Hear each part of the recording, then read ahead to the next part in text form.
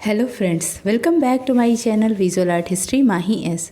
Friends, आज हम बात करेंगे एक कलाकार, एक लेखिका और एक भारत के लिए उनका कैसा योगदान रहा अपनी कला को लेके, और भारत को उन्होंने अपनी कला के द्वारा, कला के माध्यम से और अपने लेखकों के माध्यम से, लेखों के माध्यम से कैसे उन्होंने कला की, भारत की कला को उजागर किया और अपने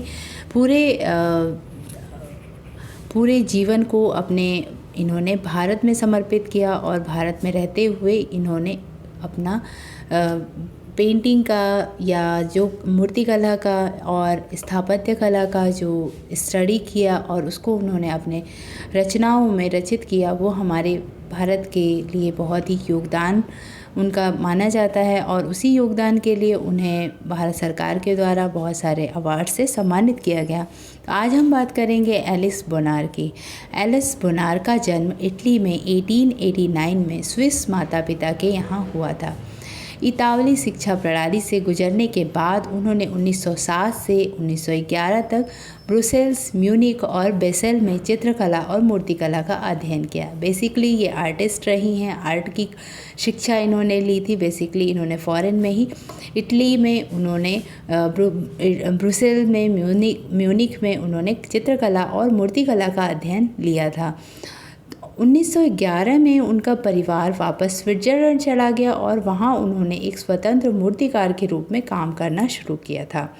1960 में उनके काम को कुनहॉस ज्यूरिख आधुनिक कला संग्रहालय में प्रदर्शित किया गया था और 1925 तक उनका ज्यूरिख विश्वविद्यालय के करीब रोकोको मंडप में अपना स्टूडियो स्थापित किया और वहाँ पर उन्होंने काम करना शुरू किया।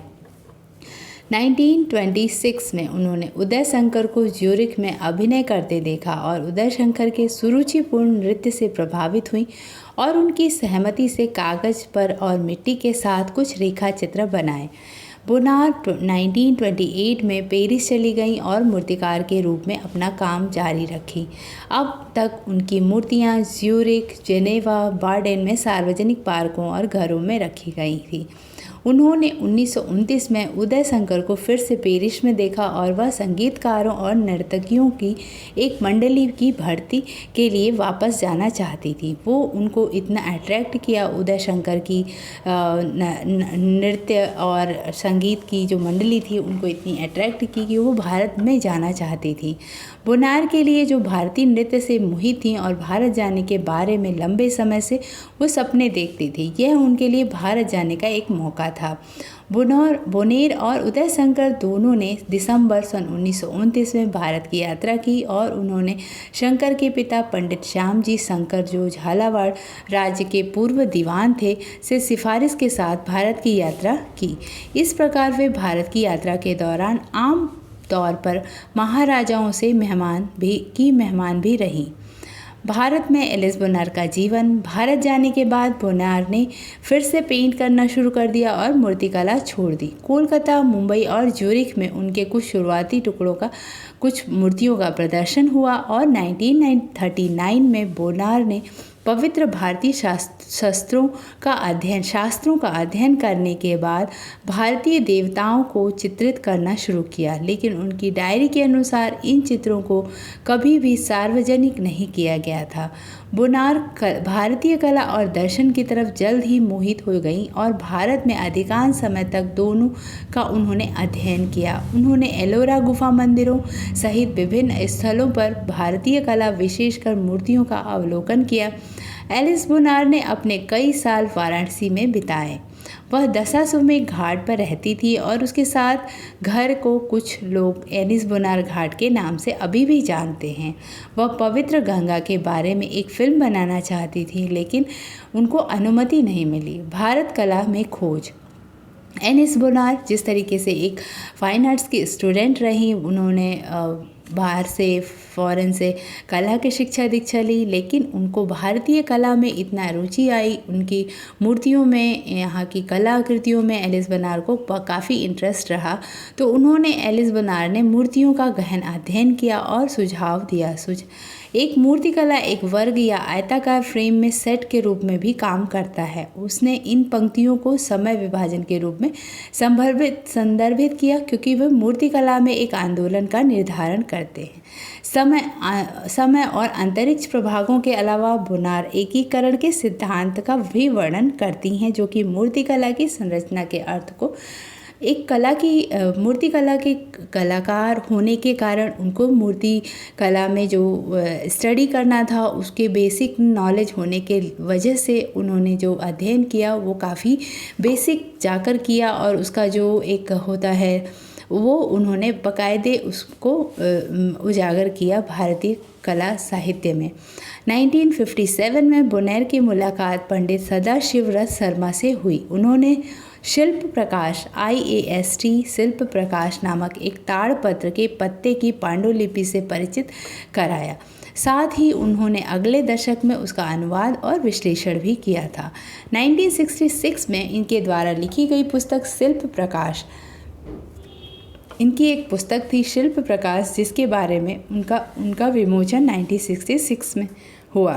इस पूरे समय के दौरान एलिस बोनार ने कभी भी पेंटिंग बंद नहीं की। एलिस बोनार का चित्र आज भी भारत कला भवन में रखा हुआ आपको मिल जाएगा और प्राचीन रचनाओं के इन तरीकों पर उनके अध्ययन ने बोनार को शिल्प प्रकाश में अपने निष्कर्षों से प्रेरित एक त्रिकोणीय चित्र बनाने के लिए प्रेरित किया, जो कि त्रिपिटक के रूप में परिणत हुआ। त्रिपिटक के विषय प्राकृत, विश्वरूपा और काली हैं। मीन्स इनके जो विषय होते थे त्रिपिटक के वो प्राकृत होते थे, विश्वरूपा और काली के होते थे। उसने कई वर्षों तक इन बड़े चित्रों पर काम किया, लेकिन कभी भी उन्होंने संतुष्टि नहीं ली और वो लगातार काम करती रहीं। आज बनारस हिंदू विश्वविद्यालय के भारत कला भवन में उनके बहुत सारे पेंटिंग्स डिस्प्ले आपको मिल जाएंगे। 1969 उनके शैक्षणिक योगदान और प्रकाशनों के आधार पर एक मानद डॉक्टरेट की डिग्री ज्यूरिख विश्वविद्यालय द्वारा एलिस बोनार को प्रदान की गई। 1974 में भारत के राष्ट्रपति ने उन्हें भारत के तीसरे सर्वोच्च नागरिक सम्मान पद्म भूषण से सम्मानित किया था। अपने चित्रों में वो पेंसिल, चारकोल, सिपिया, लाल, चौक, स्याही और कभी कभी पेस्टल का भी इस्तेमाल करती थी। उनकी शुरुआती मूर्तियाँ चित्रपूर्ण शरीर के अध्ययन, परिदृश्य और प्रकृति टिप्पणी पर केंद्रित थे।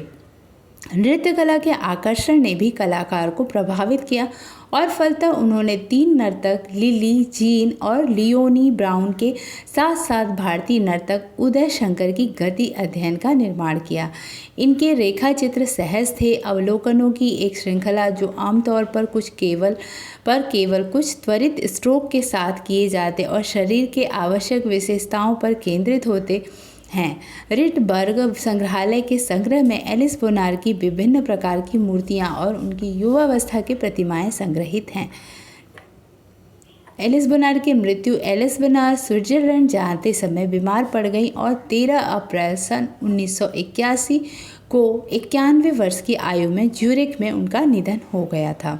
तो ये रहा एलिस बोनार के बारे में छोटी सी लाइफ के बारे में उनका ऑटोबायोग्राफी। अब हम बात करेंगे उनके कलाकृतियों के बारे में और उनकी कुछ पुस्तकों के बारे में, जो कि हम कला के क्षेत्र में काफ़ी हमारे लिए उनका योगदान बहुत ही महत्वपूर्ण रहा। यहाँ की कला को उन्होंने समझा, परखा और उसके ऊपर कुछ इन्होंने लिखा, जो कि हमारे भारतीय कला के क्षेत्र के लिए काफ़ी योगदानपूर्ण रहा। यह एलिस बोनार का इंडियन वुमेन म्यूजियम रिटबर्ग में एग्जीबिशंस में लगा था। उदय शंकर एंड रविशंकर के साथ एलिस बोनार का चित्र है। ये हैं एलिस बोनार, जो कि ह्यूमन फिगर बाई बोनार, इस तरीके का ह्यूमन फिगर बोनार बनाती थी। उदय शंकर बाई बोनार, इन्होंने उदय शंकर को नृत्य करते हुए जैसे इंस्पायर्ड हुई थी, उन्होंने कुछ मूर्ति शिल्प में भी उनकी रचना की थी। Alice Boner with a figure of Devi Banaras 1977 museum Rietberg, इन्होंने मूर्तियों पर काफ़ी रिसर्च किया, इस वजह से उनको मूर्तियों के साथ यहाँ पर दर्शाया गया है। उन्होंने काफ़ी अपने ऐसे ही मूर्तियों पे जैसे अजंता, एलोरा और भी मूर्तियों के ऊपर उन्होंने बहुत ही ज़्यादा रिसर्च किया और उस पर इन्होंने कुछ ना कुछ अपना योगदान रिटन मैटर में दिया था। तो एलिस बोनार का सेम ये हो गया। एलिस बोनार ने आर्टिस्ट एंड स्कॉलर्स करके एक बुक लिखा था, आर्टिस्ट एंड स्कॉलर। एलिस बोनार का एक मूर्ति शिल्प है, हम देख सकते हैं एक इंसान को उन्होंने जानवर को उठाए हुए बनाया है। तो इससे उनके इंसान और जानवरों से प्रेम का एक यहाँ पर परिभाषा दिखता है, जो कि वो अपने नेचर के हिसाब से उन्होंने जैसे मानव और जानवर एक दूसरे के पूरक हो, इस तरीके से उन्होंने यहाँ पर अपने मूर्ति शिल्प में दिखाया है।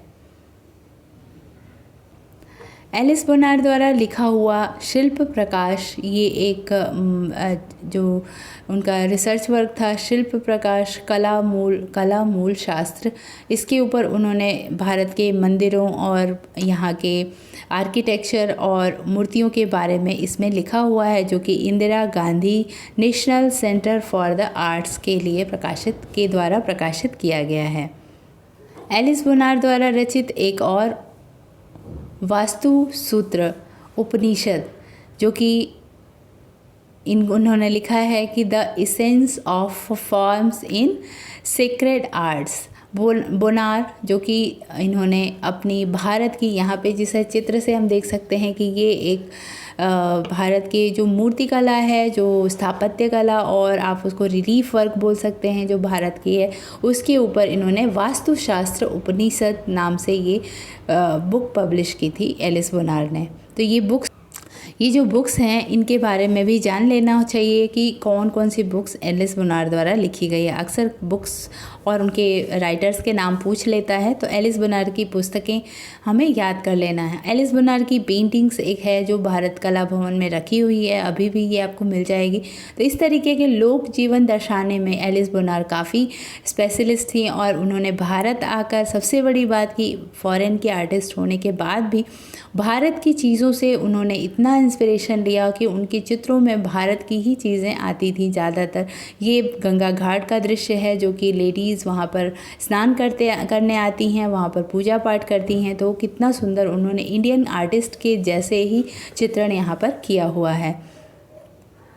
एलिस बोनार अपने स्टूडियो में काम करते हुए जब वो वहाँ पर थी, तो उन्होंने अपने स्टूडियो में मूर्ति शिल्प भी बनाया। भारत आकर एलिस बोनार ने मूर्ति शिल्प नहीं किया, यहाँ पर चित्रकला और सिर्फ उन्होंने राइटिंग वर्क किया, अपनी बुक्स को पब्लिश किया। बट ये चित्र है जो वहाँ का है, जहाँ पर उन्होंने अपना एलिस बोनार द्वारा लिखित एक और बुक है, जो कि new light on the sun temple of Konark. ये एलिस बोनार द्वारा लिखा गया है कि इसके साथ सदाशिव रथ शर्मा के साथ, एलिस बोनार और सदाशिव रथ वर्म शर्मा के साथ इन्होंने लिखा है। Introduced by Alice Boner. ये सब बुक्स के नाम आपको याद कर लेने चाहिए। New lights on the sun temple of Konark पूछ सकता है एग्जाम में कि new lights of the sun temples of Konark नामक पुस्तक किसके द्वारा लिखी गई है? तो एलिस बोनार एंड सदाशिव रथ शर्मा के द्वारा। Principle of composition in Hindu sculpture, Alice Boner. ये भी क्वेश्चन पूछ सकता है कि principle of composition in Hindu sculpture किसके द्वारा लिखी गई है? तो एलिस बोनार के द्वारा लिखी गई है। इन्होंने स्कल्पचर का इसमें स्टडी किया है और उसके कुछ प्रिंसिपल्स को काफ़ी उजागर किया हुआ है। एलिस बोनार द्वारा चित्रित ये कुछ पेंटिंग्स, जो कि आज भी कला भवन में हमें मिल जाएंगे, बहुत ही बड़े वॉल साइज़ के होते हैं एलिस बोनार के। तो ये कुछ चित्र हैं जो कि बिल्कुल इंडियन ट्रेडिशन आर्ट पर आधारित है और बहुत ही सुंदर काम है इनका, बिल्कुल ट्रेडिशन पे। ऐसा तो भारतीय कलाकार भी नहीं कर सकते हैं जैसा एलिस बोनार ने किया है। तो ये हो गया एलिस बोनार के लाइफ के बारे में, उनके कुछ पेंटिंग्स के बारे में, कुछ उनकी रचनाएं जो कि हम देख सकते हैं। तो आपको ये वीडियो कैसी लगी? अगर अच्छी लगी तो लाइक करिए, शेयर करिए और सब्सक्राइब करिए और मेरे चैनल से जुड़े रहिए। जिन्होंने पहली बार देखा हो बेल आइकन को प्रेस कर लें और सब्सक्राइब बटन को प्रेस कर लें, जिससे मेरे एजुकेशनल वीडियोज़ आते रहते हैं और जो भी नेट JRF, TGT, PGT या कोई भी फाइन आर्ट से रिलेटेड कोई भी एग्ज़ाम दे रहे हों, उनके लिए ये चैनल काफ़ी हेल्पफुल होगा। तो thank you for watching my video and keep watching, keep learning. Bye bye.